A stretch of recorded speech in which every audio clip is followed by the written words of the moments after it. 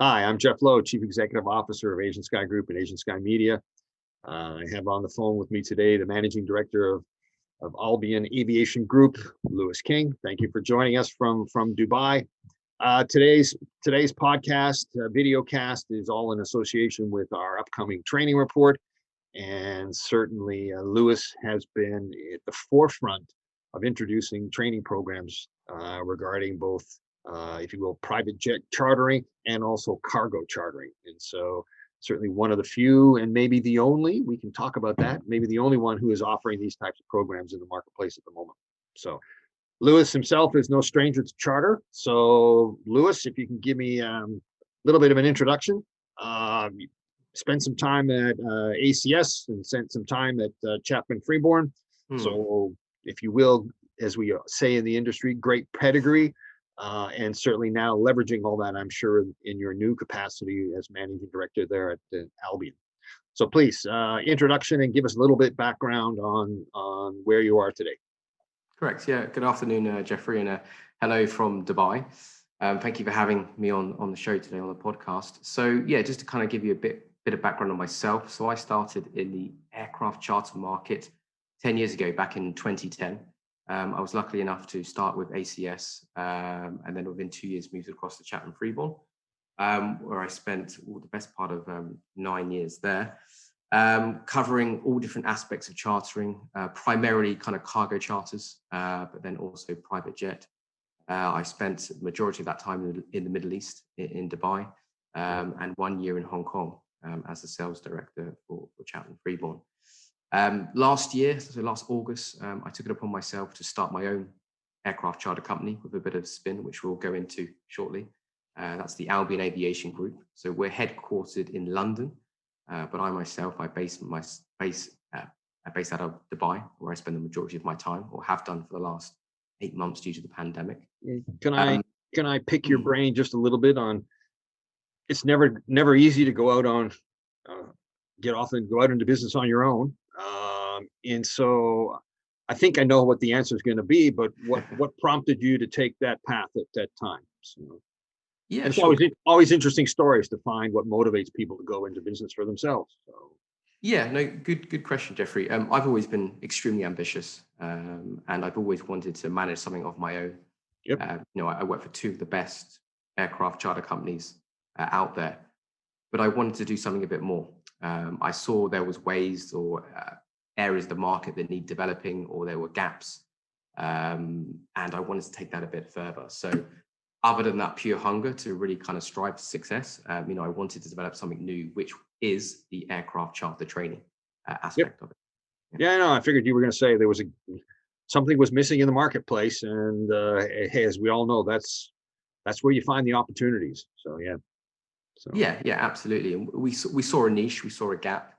There is no to jump into it now. There is no real training out there. For brokers, no standardized training, no industry recognized training. And for me, having worked, in the industry for some time now, I saw there was a requirement for that, and a new kind of a training initiative that was needed in the market. And something, from my side, is something to give back to the market as well. I've been very fortunate to have these opportunities. How can I give something back over the long term? And that's pretty much where the training institute was born from. Right. And so that led to the Albion Broker Institute. Exactly, yeah. So the Albion Broker Institute is a subsidiary of the Albion Aviation Group. Yep. And the beauty of that is, we kind of practice what we preach. So we are a brokerage company by nature. That's where the majority of our revenue comes from. But we also are teaching as well. So, people that take our course can actually see that we are a successful brokerage company. We are doing what we say. And I think that adds a lot of credibility, adds a lot of value and weight to it. Yeah. Just as an aside, we're members of IATA, and I don't know if you're familiar with IATA, but its goals are much the same, to try to regulate an unregulated part of our industry, and if you will, group together like-minded members who have the same business practice, transparency, et cetera, all under an organization, and provide a platform and provide support and, if you will, an association that kind of all speaks as one, but represents, a number of different brokers around the world, a significant number of them. So it's not something that's created overnight, and I'm sure finding that it's the same for you, in that the goal is a great one, but I'm Mm. sure the road is not is there is an uphill slope. Yeah, absolutely. And Yep. we've come across that since we Yep. started. And I guess it's what you put into it, and you have to persevere.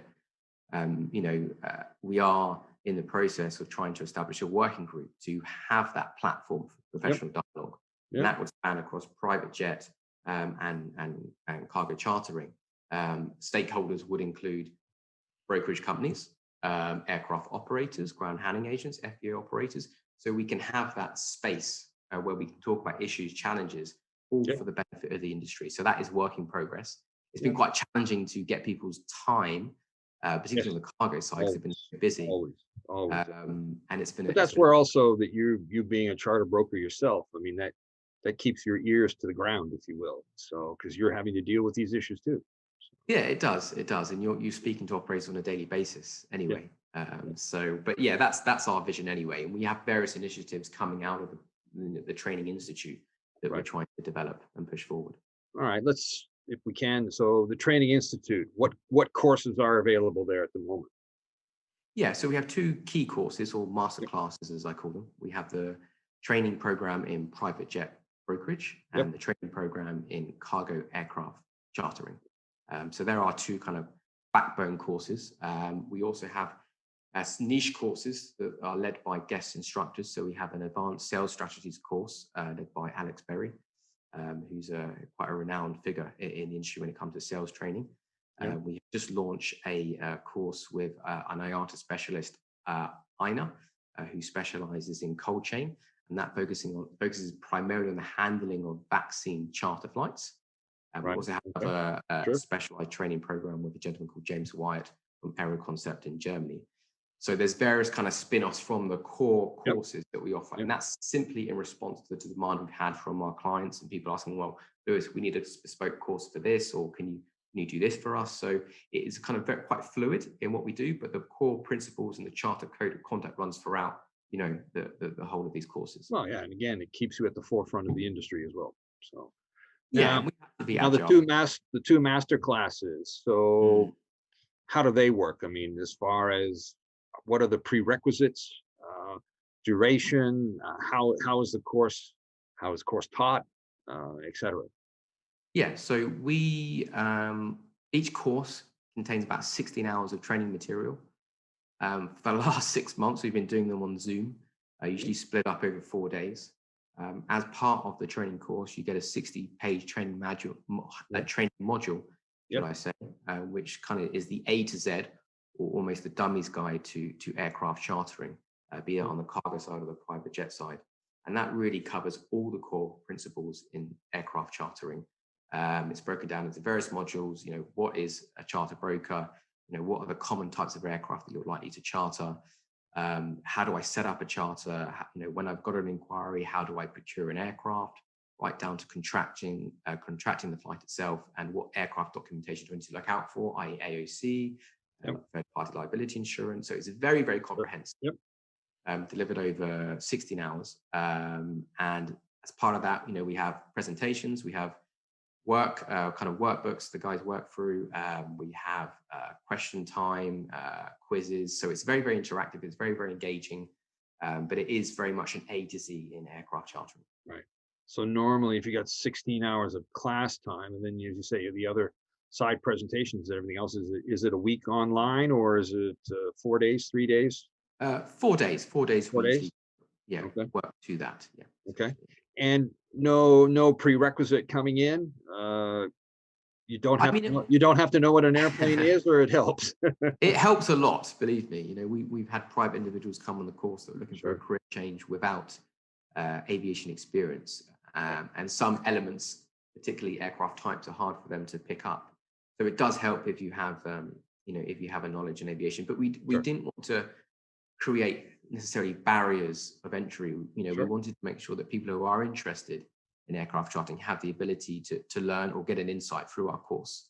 Well, it's Uh, almost to a certain degree sometimes better if they don't have any experience because, as they say, they're a green shoot that can be oh yes. hopefully taught from the beginning the correct practices that they should have. So it's always Yeah, hard. It's always hard to change habits. So yeah, yeah. and so the courses that you've had so far, I mean, what class sizes typically are you seeing and that sort of thing as well? Sure. So we usually limit to 7 people per class. Why? Because we want that active engagement. We Yeah, want that, yeah, yeah. I'm sure. Yeah. we want the involvement of the attendees. Anything more than that is quite challenging. So we Right. cap it at 7, and that's the number between 5 and 7 is what we usually Okay. see. And I'm assuming if it allowed, you would do the course face to face. There's nothing stopping you Yeah, from doing that. So, yeah, that's how we started actually. Yeah, Jeffrey. okay. Well, Well, that's when you could move around and get to places. Okay. yeah, yeah, and I much prefer. Well, I love traveling for one, and I like getting in front of people. Yeah, And I think the delivery is always better, but we've had to adjust in these sure. recent times. Yep. So Yep. yeah, Zoom is the way forward.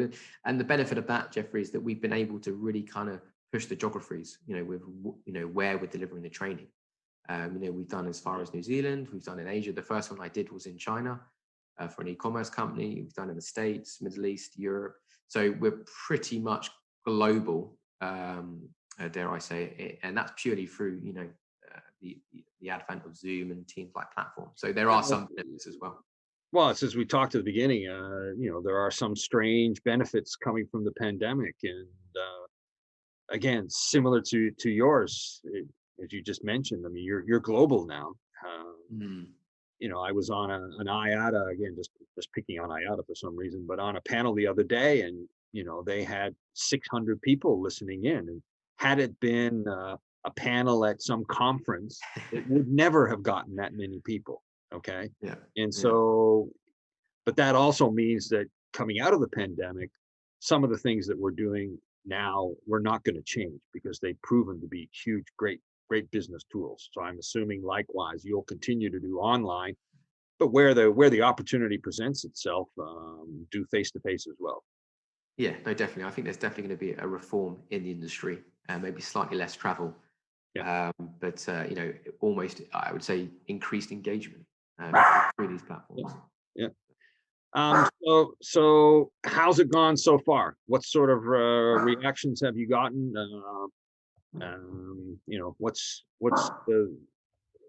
What can you tell me so far about how the classes have gone? Yeah, it's been really positive. In terms of clientele, it's been really quite diverse. Yep, So we've had a lot of private individuals. We've actually had a lot of pilots, Jeffrey. So yep, pilots that okay, have been yeah, have unfortunately lost their job and have had to look at alternative yes, ways of generating sure, income. yeah, We've had individuals that are just curious about what it is, in terms of aircraft chartering, what's involved, yep, because chartering has seemed so much, but it's been at the forefront for the best part of 2020 because of the pandemic. right, We've seen a lot of larger companies on the cargo side, a lot of shippers and freight forwarders wanting to learn more in terms of how chartering can really bring something to their business, how they can better manage their supply chain to see the value adds there. And we've had a lot of, on the private jet side, of flight support companies that have taken the course. They've looked at their business model and think, look, I need to diversify beyond what we're traditionally right, doing. We work a lot with the high net worths anyway, and yep, concierge companies as well. And then in a time where maybe they're not that busy, they've invested in certain training and our yeah. course. No, I could definitely see some of the offices here. I mean, most of the aircraft out here, as you know, are owned all with aircraft management companies. Mm, But normally within the owner's organization, there is an individual who is appointed as the sort of aircraft manager. yeah, And I guess if I was that person and I had to handle the requirements for the group or the boss for charter, I'd be interested in taking your course because that's going to make me smarter. And so yeah, when I go out there into the market and want to arrange a charter for my boss or for the yeah. division or for the board or whatever, I can do a much better job because I know what I'm doing now. So Yeah, yeah, definitely. And we've had a few of those individuals, particularly in the sure. Middle East. Yeah. The, Yeah. the charter sales manager, and you described it perfectly, who've wanted that kind of expertise and that extra knowledge. Yep. So yeah, we've done quite a few of those courses. I guess constructive criticisms. I mean, things that it's been a year. I guess just over a year now. Things that you want to tweak already and change. Yeah, I mean, I think it's adapting to each client's requirements because they're quite Mhm. unique. You know, we have this skeleton course or the master course, Right. the core principles, but it doesn't always fit with what everyone's looking for. So what Sure. we've actually done Sure. is we've kind of given the, you know, for people that have decided to take the course, we've given the outline. So look, are there any specific areas you want more attention to? And what we often find is, yes, we do. We want more attention on the different types of private jet aircraft that are available in our market. So we've actually Mhm. tailored that, you know, because what you find, let's say in Asia, is going to be different to what you find in Europe. You know, there's a lot of heavy jets in Asia, let's say, compared Yep. to the kind of small city hoppers in Europe. So for sure, it's about, you know, after the first 20 courses we did, you know, let's try and make it a bit more friendly, user friendly, and make it unique to that region. We've actually adjusted our, you know, our processes to fit in that sense. Right. And so I've completed the course now. I guess, is there some sort of accreditation that comes with having completed the course? Or, I mean, and if not, what are you hoping to achieve maybe eventually for the institute?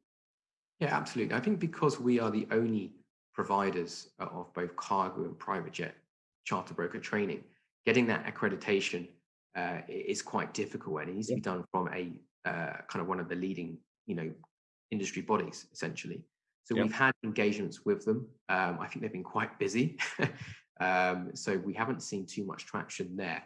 Okay, you do get a certificate from the Albion Broker Institute, but it doesn't Yep. have that weight that we Yep. necessarily want to add Yep. to it. And Yep. part of that, Jeffrey, is educating people to what our training is all about and the value adds that it can bring. And you know, that's not an overnight process, and that's definitely a long-term process. And as the more training modules that we kind of deliver, the more courses, I think, you know, word will get out and people will understand that this is for the benefit of the industry. You know, let's try and work, you know, with Albion to really push this forward, to raise standards in the benefit, you know, not for the operators as well, essentially, and the clients. So I think that's a long journey that we have ahead of us. But you know, when you do complete the course, upon completion, you join what we call the Albion alumni. So what we're Right. very wary of is that we don't want to give someone a 60-page module handbook, you know, a 4-day training course, and then off they go. That wouldn't send the right message. So what happens is they can come back to me primarily because I deliver the majority of the training. So if they have any questions, concerns, they're about to contract a flight, but they're not sure about this, that, then they have that open line to discuss with me. So, you know, Lewis, is this the right thing, or I'm missing something here? Because we don't want them to make mistakes. We want them to be kind of, you know, confident in brokering. And Yep. that's really, really important. You know, something that we really, really promote, to have that or continue that professional dialogue post course completion. Right. Yeah. Yeah. I'm sure achieving the accreditation is important because it'll certainly give more weight to the certificate and also draw more people to the course, of course. But yes, as you say, if you're the guy out there in the front, if you will, cutting the path, it takes a little bit longer. Sorry about that. So, Yeah, yeah, yeah, yeah. No, it does, and it's just part and parcel of the journey. And you know, you have to do something different. You have to come up with original ideas, and that, you know, it does take a yep, lot of time and effort. But that's business, right? yep, that's business. So I don't know if you want to talk about costs. I'm sure it's nobody works for free, so I'm sure there isn't a cost to it.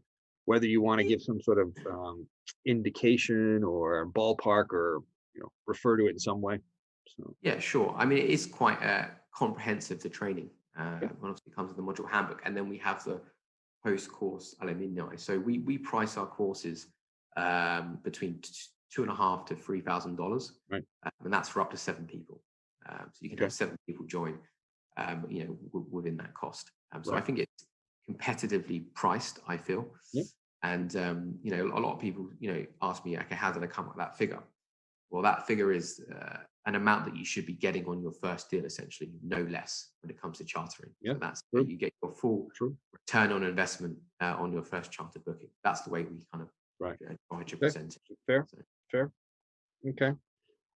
Maybe just shifting a little bit. I mean, because as you said at the top, you are a broker yourself. mm. So how do you see the industry at the moment?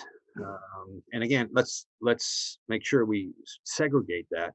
How do you see the private jet charter at the moment, and how do you see the charter, the cargo charter at the moment? So, and maybe Yeah. certainly in my understanding is, if you will, through the course of 2020, both of those markets have been on different paths. Yes. Yeah. Yeah. Very, very much so. And it's good that you provide that kind of Yeah. segregation, Jeffrey, from the outset. So I'll kick off with the cargo. Yeah. It's been exponential. There's probably never better time to set up a charter company if you're dealing in cargo charters. So we've done extremely well. There's opportunities that came to us from all over the world. It came to a point that capacity was the issue. There was so much demand. PPE drove a lot of that demand kind of from March onwards. Now we're seeing quite kind of unique requests for vaccines.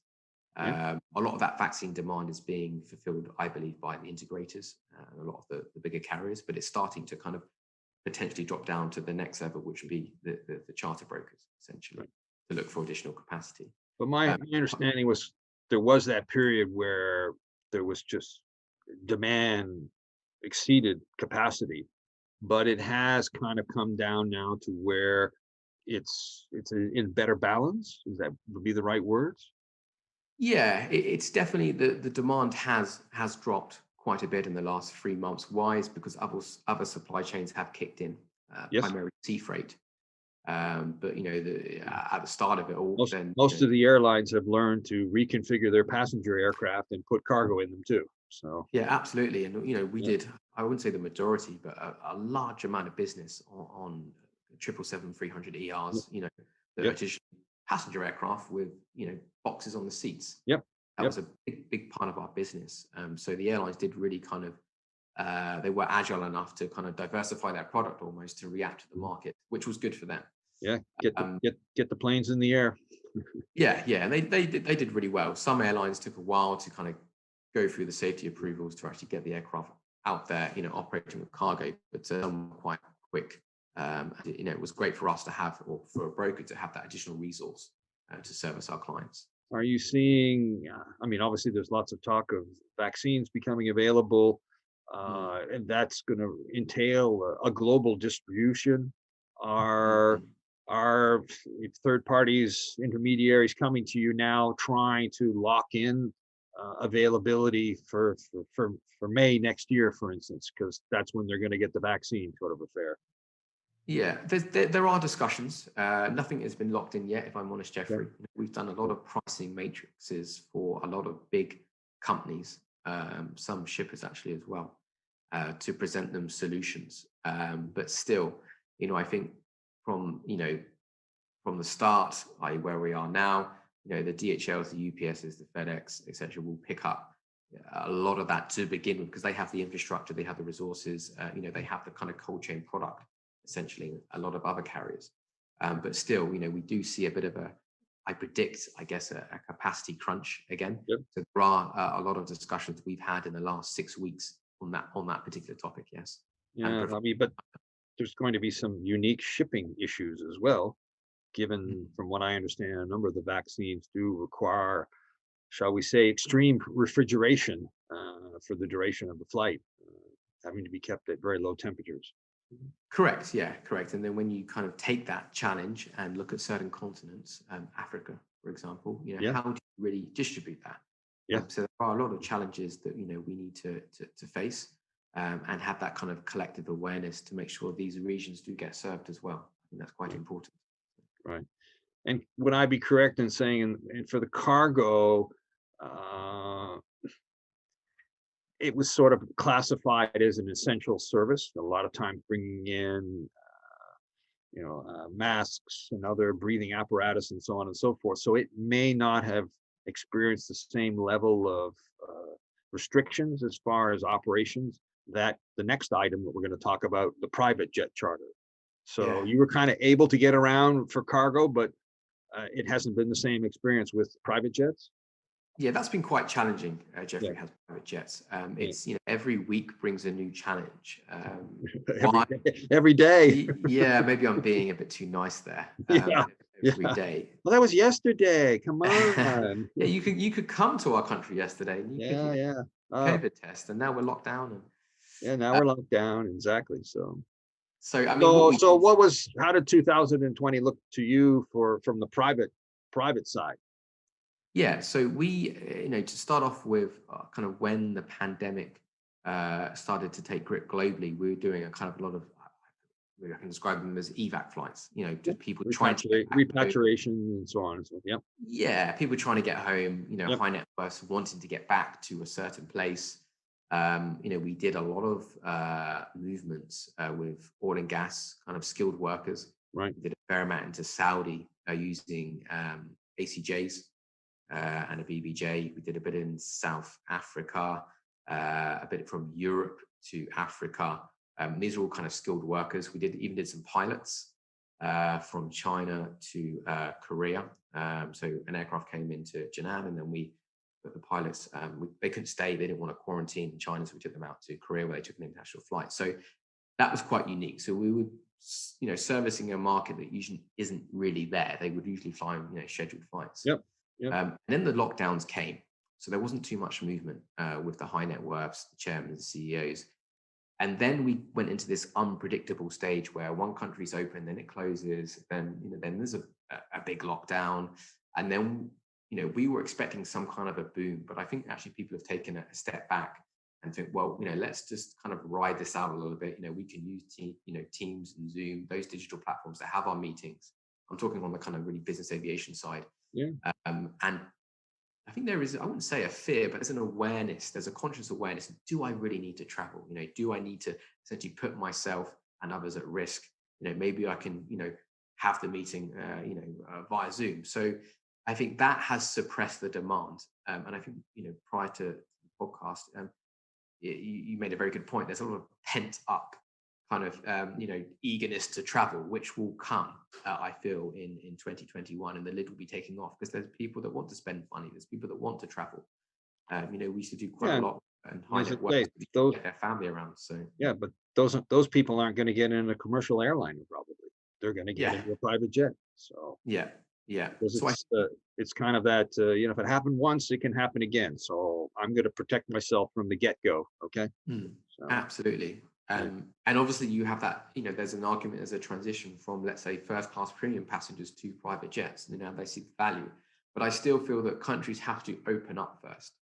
I think there is an awareness. I think there will be, a sustained growth in business aviation, but it does require on countries to open up, transmission rates to go down. Well, I think that gets back to your comment where I think everyone's just kind of taking a pregnant pause. I think, maybe after trying to book that trip 3-4 times in a row and then always getting rescheduled, you do get to a point where you go, look, let's just wait. Okay. It was a great idea, but just trying to get it done is taking up way too much of our time. So let's just put it on the back burner until, as you say, things start to settle down.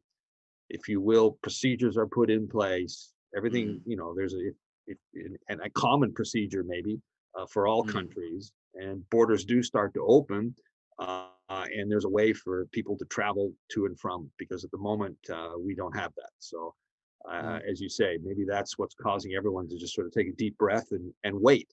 So, yeah.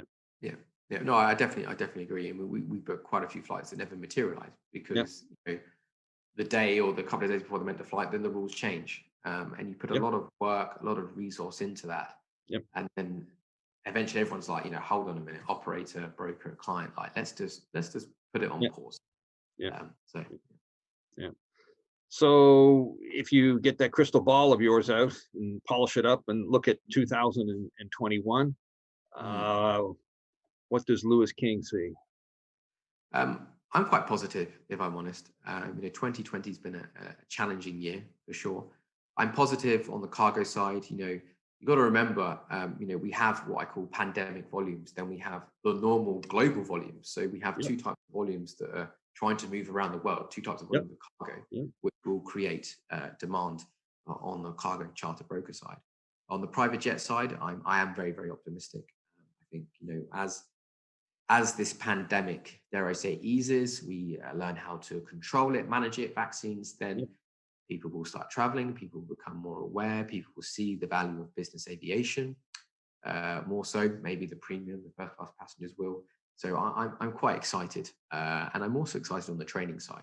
We constantly get requests every week, to ask more about our training. The product is getting out there. So I think, with a growth, let's say in the charter industry, we will see growth in our training products as well. So it should. It should go hand in hand, as you say. So yeah, absolutely. All good signs. If you've got more people lining up to take the training course, they obviously have the same view of 2021 as you do. So yeah. so okay. Well, look, Lewis, it's been great. I'm glad we finally caught up. I appreciate you spending some time your morning in Dubai. Certainly appreciate all your comments about the industry and your insights. Great to learn about the training courses as well. So I thank you for your time. No, you're welcome, Jeffrey. No, thank you for having me on. I appreciate it. You're welcome.